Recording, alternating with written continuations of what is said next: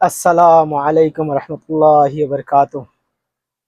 आज फिर से एक वीडियो और रिएक्शन वीडियो लेके आ गया, जिसमें देखेंगे कि इंडिया में क्यों नहीं मुस्लिम प्रधानमंत्री बने और कभी बन पाएंगे कि नहीं, किस लिए पहला प्रधानमंत्री मुस्लिम होने वाला था और कैसा नहीं हुआ।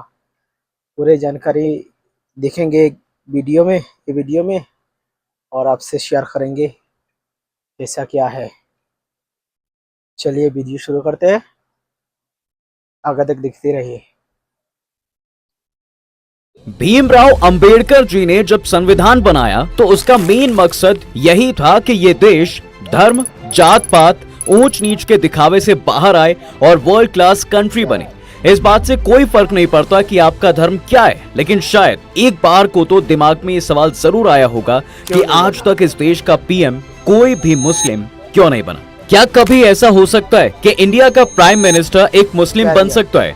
वैसे राहुल गांधी ने इसका जवाब दिया है, लेकिन अगर मैं आपसे कहूं कि देश का पहला पीएम ही एक मुस्लिम हो सकता था, लेकिन महात्मा गांधी की वजह से नहीं बन पाया, और जिस पंडित जवाहरलाल नेहरू को गांधी जी ने पीएम बनवाया तो वो सरदार पटेल से चुनाव भी बुरी तरह से हार गए थे। अब यहाँ से सवाल दो हो गए हैं। पहला ये कि चुनाव हार कर भी नेहरू कैसे पीएम बने और सरदार पटेल कैसे नहीं बने, और क्या सच में कभी एक मुस्लिम इंडिया का पीएम बन सकता है? एक शेर से शुरू करते हैं। बात हो या ना हो, बात यकीन की है, हमारे जिस्म की मिट्टी भी इस जमीन की है। उम्मीद है शेर से बात भी समझ गए होंगे आप, और शेर अच्छा भी लगा होगा। पर अब जरा आजादी से पहले चलते हैं। साल 1939-40 का था। मुस्लिम लीग अलग देश की मांग करने लगी थी। ऐसे में मुसलमानों का भरोसा जीतने और मोहम्मद अली जिन्ना को काउंटर करने के लिए मौलाना अब्दुल कलाम आजाद को कांग्रेस अध्यक्ष बनाया गया। फिर सेकेंड वर्ल्ड वॉर और भारत छोड़ो आंदोलन, ये दो बड़े रीजंस थे जिनकी वजह से 1946 तक कांग्रेस अध्यक्ष का चुनाव हो ही नहीं सका। लेकिन इसके बाद जैसे जैसे देश की आजादी की तस्वीर साफ होती गई, कांग्रेस में अध्यक्ष का चुनाव कराने की सुगबुगाहट तेज होती गई। इसके पीछे बड़ी वजह थी। दरअसल 15 अगस्त 1947 को अंतरिम सरकार बननी थी और अंग्रेज कांग्रेस अध्यक्ष को ही अंतरिम सरकार का प्रधानमंत्री बनाने का फैसला कर चुके थे। यानी जो कांग्रेस अध्यक्ष होता वो देश का पहला प्रधानमंत्री बनता। मौलाना आजाद अपनी बायोग्राफी इंडिया विंस फ्रीडम में ये लिखते हैं, नए अध्यक्ष को लेकर कांग्रेस में आपसी सहमति नहीं थी। अखबारों में मुझे दोबारा अध्यक्ष बनाने की मांग उठाई गई। सरदार वल्लभ भाई पटेल भी चाहते थे कि उन्हें कांग्रेस अध्यक्ष बनाया जाए, यानी मौलाना आजाद ही भारत के पहले पीएम भी बनते। लेकिन अब यहाँ मैदान में कूद पड़ते हैं गांधी जी। देखिए, the collected works of Mahatma Gandhi के मुताबिक गांधी ने 20 अप्रैल 1946 को मौलाना आजाद को एक चिट्ठी लिखी। गांधी ने लिखा, मौलाना साहब, आपके बारे में जो कुछ अखबारों में लिखा है उसका कोई बेस ही नहीं है। कांग्रेस कमेटी के एक दो मेंबर्स ने मुझसे अध्यक्ष के बारे में पूछा तो मैंने बता दिया। उनका भी कहना है कि एक ही अध्यक्ष को रिपीट करना ठीक नहीं होगा। गांधी जी ने आगे लिखा, जिस तरह का माहौल अभी देश में है, मैं नहीं चाहता कि कोई मुस्लिम कांग्रेस अध्यक्ष रहे। मैं चाहता हूं कि आप खुद ये जाकर डिक्लेयर कर दें कि आप कांग्रेस अध्यक्ष नहीं रहना चाहते, क्योंकि अगर मेरी राय पूछी जाए तो मैं जवाहरलाल को ही प्रेफरेंस दूंगा। अब इसके बाद मौलाना आजाद ने खुद को अध्यक्ष के रेस से बाहर कर दिया। लेकिन बात सिर्फ मौलाना आजाद की नहीं थी। नेहरू के लिए गांधी जी के खुले सपोर्ट के बावजूद कांग्रेस समिति के ज्यादातर सदस्य सरदार वल्लभ भाई पटेल को कांग्रेस अध्यक्ष बनाना चाहते थे। इस पद के लिए नॉमिनेशन की आखिरी तारीख 29 अप्रैल 1946 रखी थी। तब तक गांधी जी खुलेआम नेहरू को लेकर अपना इरादा जता चुके थे। कांग्रेस प्रदेश कमेटी की बैठक बुलाई गई। इस कमेटी के 15 सदस्यों के पास प्रेसिडेंट पद पर नॉमिनेट करने की पावर थी। 15 में से 12 सदस्यों ने सरदार वल्लभ भाई पटेल को अध्यक्ष पद के लिए नॉमिनेट किया। बाकी 3 ने किसी का नाम भी आगे नहीं बढ़ाया। यहाँ पर ध्यान देने वाली बात ये थी कि जवाहरलाल नेहरू का नाम किसी भी सदस्य ने नॉमिनेट नहीं किया। इसके बाद गांधी जी ने सरदार पटेल से कहा, जवाहरलाल दूसरे नंबर का पद कभी नहीं लेगा, और फिर उन्होंने सरदार पटेल से नॉमिनेशन वापस लेने के लिए कहा। वैसे काफी सालों बाद पत्रकार दुर्गादास को गांधी जी ने इसका जवाब दिया। महात्मा गांधी का मानना था कि कांग्रेस में अकेले जवाहरलाल नेहरू अंग्रेज थे और अंग्रेजी हुकूमत को वो पटेल से बेहतर तरीके से हैंडल कर सकते थे। लेकिन कई लोग मानते हैं कि गांधी जी पटेल से ज्यादा करीब थे और उन्हें हिंदुस्तान की असलियत मालूम थी। उन्हें पता था कि भारत बहुभाषी, बहुधार्मिक देश है। उन्हें लगता था कि पटेल का किसी एक धर्म की तरफ झुकाव है और इससे आगे चलकर विस्फोटक स्थिति पैदा हो सकती है, देश में तनाव बढ़ सकता है। यही वजह है कि उन्होंने नेहरू को तरजीह दी थी। इस तरह जवाहरलाल नेहरू कांग्रेस अध्यक्ष चुने गए और 15 अगस्त 1947 को वे भारत के प्रधानमंत्री बने।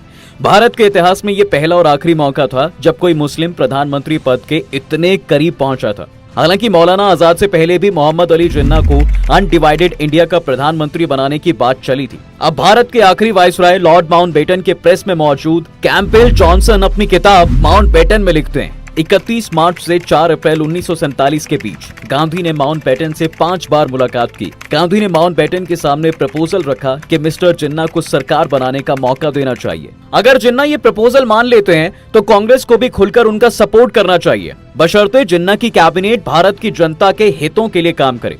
माउंटबेटन गांधी का प्रस्ताव सुनकर चौंक गए। उन्होंने गांधी से पूछा, इस प्रस्ताव पर जिन्ना क्या कहेंगे? गांधी ने कहा, जब जिन्ना को पता चलेगा कि यह प्रस्ताव मैंने दिया है तो उनका जवाब होगा उस शातिर गांधी ने। उधर स्टैनली वॉलपर्ट जिन्ना की बायोग्राफी जिन्ना ऑफ पाकिस्तान में लिखते हैं, माउंटबेटन ने जब गांधी के प्रस्ताव के बारे में नेहरू को बताया तो वो बहुत दुखी हुए। उनका कहना था कि महात्मा मेरी जगह जिन्ना को पीएम बनाने के लिए तैयार हैं। ये आइडिया बिल्कुल इम्प्रैक्टिकल है। मानो ये 2 मौके ऐसे रहे हैं जब देश को मुस्लिम पीएम मिल सकता था। खैर, नेहरू के बाद अब तक 14 प्रधानमंत्री हुए हैं। इनमें 13 हिंदू और 1 सिख थे, लेकिन कोई मुस्लिम नहीं। पर सवाल अभी भी वही है कि क्या मुस्लिम भारत का प्रधानमंत्री बन सकता है? चलिए पहले मुसलमान और इंडियन पॉलिटिक्स को समझने की कोशिश करते हैं। देखिए, 1952 के आम चुनाव के बाद चुनी गई पहली लोकसभा में 21 मुस्लिम सांसद थे। सदन में इनकी पार्टनरशिप 4.29% थी। नेहरू की पहली कैबिनेट में 2 मुस्लिम मंत्री बने, मौलाना आजाद शिक्षा मंत्री और रफी अहमद किदवई संचार मंत्री। इसके बाद नेहरू से लेकर 1984 यानी इंदिरा गांधी के कार्यकाल तक औसतन 2 से 3 मुस्लिम केंद्रीय मंत्री बने। सबसे ज्यादा 1985 में राजीव गांधी की सरकार में 6 मुस्लिम मंत्री थे। अब तक 43 मुस्लिम केंद्रीय मंत्री बने हैं। कांग्रेस सरकार में 23 और बीजेपी सरकार में 6 मुस्लिम मंत्री बने, जिसमें से मुफ्ती मोहम्मद सईद इकलौते मुस्लिम थे जो गृह मंत्री की कुर्सी तक पहुंचे, यानी कि सरकार में नंबर 2 की पोजीशन तक। वहीं सदन में मुस्लिमों की हिस्सेदारी की अगर बात की जाए तो आजादी के बाद अब तक सिर्फ 5.88% मुस्लिम लोकसभा पहुंचे। 2011 की डेमोग्राफी के मुताबिक भारत में करीब 17.22 करोड़ मुस्लिम हैं, जो देश की कुल आबादी का 14.2% है। केंद्र सरकार ने जुलाई 2023 में साल के अंत तक मुस्लिम आबादी 20 करोड़ तक पहुंचने का अनुमान जताया था। इस लिहाज से लोकसभा में 77 मुस्लिम सांसद होने चाहिए, लेकिन हैं कितने? सिर्फ 27, और तो और रूलिंग पार्टी बीजेपी से एक भी मुस्लिम सांसद नहीं है, न लोकसभा में न राज्यसभा में। एक और दिलचस्प चीज बताता हूँ, लोकसभा की 543 सीटों में से करीब 100 सीटें ऐसी हैं जहां मुस्लिम निर्णायक भूमिका में हैं, यानी वो तय करते हैं कि कौन जीकर संसद जाएगा। इनमें 65 सीटें ऐसी हैं जहां करीब 35% वोटर मुस्लिम हैं। इन मुस्लिम बहुल सीटों में सबसे ज्यादा 14 सीटें उत्तर प्रदेश में। वहीं दूसरे नंबर पर पश्चिम बंगाल है, जहां 13 लोकसभा सीटों पर मुस्लिम वोटर्स दखल रखते हैं। इसी तरह केरल में 8, असम में 7, बिहार में 4, जम्मू कश्मीर में 3, मध्य प्रदेश में 3 और दिल्ली, गोवा, हरियाणा, महाराष्ट्र और तेलंगाना में 2-2 और तमिलनाडु में 1 मुस्लिम बहुल लोकसभा सीट है। इनमें से कई लोकसभा जोन ऐसे हैं जहां मुस्लिम वोटर्स 50% से ज्यादा हैं। मानो इनके बिना आप जीत ही नहीं सकते। इन सब के बाद भी 2014 लोकसभा चुनाव के मुकाबले इस चुनाव में देश की प्रमुख पार्टियों ने 58% कम मुस्लिम कैंडिडेट उतारे हैं। माने नंबर घटा है। कांग्रेस, सपा, बसपा, टीएमसी, राजद जैसी पार्टियां जिनके बारे में माना जाता है कि मुस्लिम वोटरों का झुकाव उनकी तरफ ही रहता है, वे भी मुस्लिम उम्मीदवारों को टिकट देने से कतरा रही हैं। उत्तर प्रदेश में पिछड़ा, दलित, अल्पसंख्यक यानी पीटीए के दम पर चुनावी ताल ठोकने वाली सपा ने 2014 में 39 मुस्लिमों को टिकट दिया था, लेकिन इस बार सिर्फ 4 मुस्लिम उम्मीदवार ही उतारे हैं। कुछ इसी तरह का हाल है बिहार में भी, जहां राजद ने सिर्फ 2 मुस्लिम उम्मीदवार ही उतारे हैं। पिछले चुनाव में राजद की तरफ से 5 मुस्लिम कैंडिडेट्स चुनाव में उतरे थे। एक्सपर्ट्स का मानना है कि बीजेपी अग्रेसिव हिंदुत्व की पॉलिटिक्स की वजह से कोई पार्टी नहीं चाहती कि उस पर मुस्लिम तुष्टीकरण के आरोप लगे। हिंदू वोट गंवाने के डर से कांग्रेस और क्षेत्रीय दलों ने मुस्लिमों के टिकट काटे। अच्छा, हाल खराब सिर्फ यही नहीं है, लोकसभा की तरह ही राज्य विधानसभाओं में भी मुस्लिमों की हिस्सेदारी उनकी आबादी के हिसाब से काफी कम है। देश में करीब 4000 विधायक हैं, इनमें सिर्फ 6% विधायक ही मुस्लिम हैं। सबसे ज्यादा आबादी वाले राज्य उत्तर प्रदेश में, जहां करीब 16% आबादी मुस्लिम है, वहां भी सिर्फ 7% विधायक ही मुस्लिम हैं। अब तक देश के सिर्फ 6 राज्यों और एक केंद्र शासित प्रदेश में मुस्लिम मुख्यमंत्री हुए, लेकिन मुस्लिम बहुल जम्मू कश्मीर को छोड़कर किसी भी राज्य में मुस्लिम सीएम ने अपना कार्यकाल पूरा नहीं किया है। बरकतुल्लाह खान जम्मू कश्मीर से बाहर किसी राज्य के पहले मुस्लिम मुख्यमंत्री थे। वे करीब 2 साल तक राजस्थान के मुख्यमंत्री रहे थे। बरकतुल्लाह के मुख्यमंत्री बनने का किस्सा भी बड़ा दिलचस्प है। एक मीडिया रिपोर्ट के मुताबिक 1971 में बरकतुल्लाह खान भारतीय प्रतिनिधि मंडल के साथ ब्रिटेन गए थे। एक दिन दिल्ली से उन्हें फोन आया, मैडम आपसे बात करना चाहती हैं। दूसरी तरफ फोन पर इंदिरा गांधी थी। उन्होंने बरकतुल्लाह से कहा, वापस लौट आओ, तुम्हें राजस्थान का सीएम बनाया गया है, आकर शपथ लो। बरकतुल्लाह बोले, जी भाभी। इस तरह 9 जुलाई 1971 को बरकतुल्लाह खान राजस्थान के 6ठे मुख्यमंत्री बने। बरकतुल्लाह इंदिरा गांधी के पति फिरोज गांधी के दोस्त थे, इसलिए वो उन्हें भाभी कहते थे। अब देश को एक मुस्लिम महिला मुख्यमंत्री भी मिल चुकी है। सईदा अनवरा तैमूर 6 दिसंबर 1980 को असम की मुख्यमंत्री बनी थी। अनवरा जब मुख्यमंत्री बनी, उस वक्त असम के मूल निवासियों और बांग्लादेश से आए शरणार्थियों के बीच संघर्ष चल रहा था। उन्होंने स्थानीय लोगों का गुस्सा शांत कराने की तमाम कोशिशें की, लेकिन 6 महीने बाद ही उन्हें पद से हटना पड़ा। इनके अलावा बाकी मुस्लिम सीएम की अगर बात करूं तो मोहम्मद हसन फारूक पुडुचेरी के सीएम रहे, गुलाम मोहम्मद सादिक जम्मू कश्मीर के सीएम रहे, CH मोहम्मद कोया केरला के सीएम रहे, अब्दुल गफूर बिहार के सीएम और अब्दुल रहमान अंतुले महाराष्ट्र के सीएम रहे। अब ये तो हो गई नेतागिरी। वहीं अगर सर्वोच्च संवैधानिक पद यानी राष्ट्रपति और उपराष्ट्रपति की बात करें तो सिर्फ अभी तक 3 मुस्लिम ही देश के सर्वोच्च संवैधानिक पद पर पहुंचे हैं। डॉक्टर जाकिर हुसैन देश के राष्ट्रपति बनने वाले पहले मुस्लिम शख्स थे। वे देश के उपराष्ट्रपति बनने वाले भी पहले मुस्लिम ही थे। जाकिर हुसैन के राष्ट्रपति रहते सुप्रीम कोर्ट को भी पहला मुस्लिम मुख्य न्यायाधीश मिला था। जस्टिस M हिदायत उल्लाह देश के पहले मुस्लिम मुख्य न्यायाधीश थे। इस पद पर रहते हुए वे कार्यवाहक राष्ट्रपति भी बने। ये देश के इतिहास में पहली ऐसी बार था कि जब चीफ जस्टिस को कार्यवाहक राष्ट्रपति बनना पड़ा हो। आर्म्ड फोर्सेस की अगर बात करें तो वहां भी मुस्लिमों की हिस्सेदारी नाम मात्र ही है। इकलौते Idris Hasan Latif chief of the air staff of India के पद तक पहुंचे, लेकिन कोई मुस्लिम आर्मी और नेवी का चीफ नहीं बन पाया है। सैयद आसिफ इब्राहिम भारत के इंटरनल खुफिया एजेंसी इंटेलिजेंस ब्यूरो यानी IB के पहले और अब तक के एकमात्र मुस्लिम चीफ हुए। हालांकि अभी तक कोई भी मुस्लिम रिसर्च एंड एनालिसिस विंग यानी रॉ का चीफ नहीं बनाए। अब आते हैं मुस्लिम PM पर। देखिए, भारत के संविधान में प्रधानमंत्री के लिए जाति, लिंग, धर्म या प्रांत की ना तो कोई संवैधानिक रोक टोक है और ना ही कोई विशेष प्रावधान। संविधान के आर्टिकल 75 में प्रधानमंत्री पद का जिक्र है। लोकसभा या राज्यसभा का कोई सदस्य जिसे बहुमत वाले दल या अलायंस का समर्थन प्राप्त हो वो प्रधानमंत्री बन सकता है। यानी हमारा संविधान किसी मुस्लिम को PM बनने से नहीं रोक सकता है। तो फिर आजादी के इतने सालों बाद भी कोई मुस्लिम PM क्यों नहीं बना?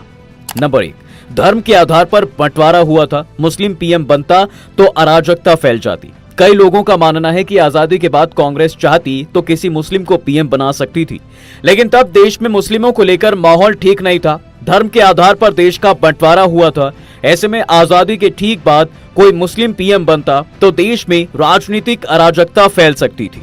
हालांकि नेहरू के निधन के बाद तत्कालीन शिक्षा मंत्री MC छागला मजबूत दावेदार थे। वे बॉम्बे हाई कोर्ट के चीफ जस्टिस और ब्रिटेन में हाई कमिश्नर रह चुके थे, लेकिन तब कांग्रेस ने शास्त्री को तरजीह दी।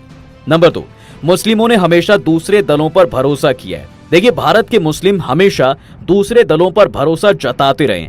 वे सालों तक केंद्र में कांग्रेस को और राज्यों में सपा, बसपा, राजद और TMC जैसी पार्टियों को वोट करते हैं। कभी मुस्लिमों ने मुस्लिम PM या CM की मांग नहीं की। कुछ एक मुस्लिम पार्टियां बनी भी तो वो एक खास इलाके तक ही सिमट कर रह गई। नंबर 3, मुस्लिमों के साथ गणित नहीं बैठता। अब तक हुए लोकसभा चुनावों से पता चलता है कि सदन में सरकार बनाने के लिए करीब 30% वोट शेयर की जरूरत होती है, जबकि देश में मुस्लिमों की आबादी करीब 15% है। ऐसे में उन्हें अपनी कौम के साथ दूसरे समुदायों का भी समर्थन हासिल करना होगा। अब सवाल आता है कि क्या अब कोई मुस्लिम भारत का प्रधानमंत्री बन सकता है? इस पर 2 बड़ी वजह बताई जाती हैं। पहली तो ये कि देश की बड़ी पार्टी होने का दावा करने वाली BJP मुस्लिमों को टिकट इसलिए नहीं देती कि वो चुनाव हार जाएगी। कांग्रेस ने भी मुस्लिमों को वोट बैंक के तौर पर ही देखा है। बाकी दलों का हाल भी ऐसा ही है। जब सदन में मुस्लिम नेताओं की मजबूत भागीदारी ही नहीं होगी तो फिर मुस्लिम प्रधानमंत्री कैसे बनेगा। दूसरी वजह हिंदू मुस्लिम की राजनीति है। जिस तरह की राजनीति अभी हो रही है, लोगों को अभी नहीं लगता कि अगले 5 से 10 सालों में कोई मुस्लिम पीएम बन पाएगा। हाँ, 10 साल बाद अगर हिंदू मुस्लिम पॉलिटिक्स खत्म हो जाती है तब तक मुस्लिम के पीएम बनने की संभावना हो सकती है। खैर, सब डेटा और उम्मीद है, कुछ वजह है तो कुछ इतिहास है। बाकी आपको क्या लगता है, क्या कभी इंडिया में एक मुस्लिम पीएम बन सकता है? बताइएगा जरूर कमेंट में। वीडियो अगर पसंद आई हो तो इसको लाइक और शेयर जरूर करें। वीडियो बहुत अच्छा था और अच्छा बताया, वो जो जानकारी दिए है। और ये है, इसमें कांग्रेस हो चाहे कोई भी दल हो, किसी ने भी मुस्लिम को आगे नहीं बढ़ाया। मुस्लिम को सिर्फ वोट बैंक की तरह यूज़ किया और फेंक दिया, चाहे कोई भी हो। वो दूसरा, मुस्लिम, इसमें मुस्लिम खुद का, मुसलमानों की गलती है। इंडियन का मुसलमान जो है खुद की गलती है, अपना नेता नहीं चुनते, हर वक्त दूसरे दलों पर भरोसा करते हैं और दूसरे दल वोट लेके धोखा दे देते। अभी का हालत देख लो, कितना लिंचिंग हो चुका है। किसी को चोरी का नाम पे मार डाला, किसी को गौ मांस की नाम तस्करी के नाम पे मार डाला। असल में तो देखो, हिंदू लोग ही गौ मांस बेच रहे। केंद्र में मंत्री है जिसका 2-4 कंपनी है गौ मांस का, और मुसलमान हर हमेशा अपने मुसलमान भाई को वोट देने का बजाय ये देते बसपा, सपा, कांग्रेस। ये लोग सेकुलर, नाम का सेकुलर है, कोई सेकुलर नहीं। अभी देखे है, कोई किसी ने इतने लिंचिंग हुआ, कोई गया मिलने गया उस पीड़ित परिवार से? नहीं मिलने गया। क्यों नहीं मिलने गया? उधर गया जिधर अपने मर्जी से गए और भीड़ में भाग दौड़ में मर गए। उधर राहुल गांधी गया कि ये 3 महीने में, 4 महीने में, जो इलेक्शन 4 जून के बाद कम से कम 12 लोगों को मार डाला गया हिंदू आतंकवादियों के द्वारा। कोई भी नेता मिलने गया? कोई ने, किसी ने बोला? एक दो ने थोड़ी बहुत बोला पार्लियामेंट में, उसका बाहर किसी ने विरोध किया? नहीं किया। एक ही आदमी ने किया, वो है वैसी। और मुस्लिम उसको बीजेपी का बी टीम बोलते हैं और वोट नहीं देते। इधर 2 सीट था, एक सीट गया, बिहार वाला बिहार गया। ये सब मुसलमानों को, जिस दिन मुसलमान सुधरेंगे उस दिन पीएम बनेंगे इंशाल्लाह। आशा करता हूँ कभी बनेंगे, कभी मुसलमान समझ जाए कि आपने लीडरशिप की ज़रूरत है। सिर्फ मुसलमान आवाम नहीं है, वो मौलाना, बड़े बड़े मौलाना लोग भी नहीं चाहते मुस्लिम लीडर हो। खुद तो कुछ नहीं बोलते, कुछ नहीं करते। देखो, आरएसएस ने जितवाया 3-3 बार, बीजेपी को लाया, मदद किया पीछे का दरवाजे से। लेकिन हमारा जमीयती उलमा हिंद कहो, कुछ भी कहो, देवबंद, बरेलवी, सुन्नी, शिया करते करते ओवैसी को बोलते वोट ना दो। चाहे कुछ भी हो, चाहे आगे कभी अल्लाह चाहे तो होएंगे इंडिया का प्रधानमंत्री कोई। इतना तक वीडियो देखने के लिए शुक्रिया। और इस भाई की चैनल को जाओ, अच्छा था मिस्ट्री नाम की चैनल है, लिंक दे दूंगा नीचे, जाके उसको वीडियो देखो, शेयर करो, सब्सक्राइब करो, अपना चैनल भी सब्सक्राइब कर लो और वीडियो को लाइक करो, शेयर करो, कमेंट करो। और अच्छा अच्छा वीडियो लाऊंगा। बताओ कौन सा वीडियो लाना है, इस चीज़ के बारे में कमेंट में बताना। और इतने तक देखने के लिए शुक्रिया, आप सबको धन्यवाद।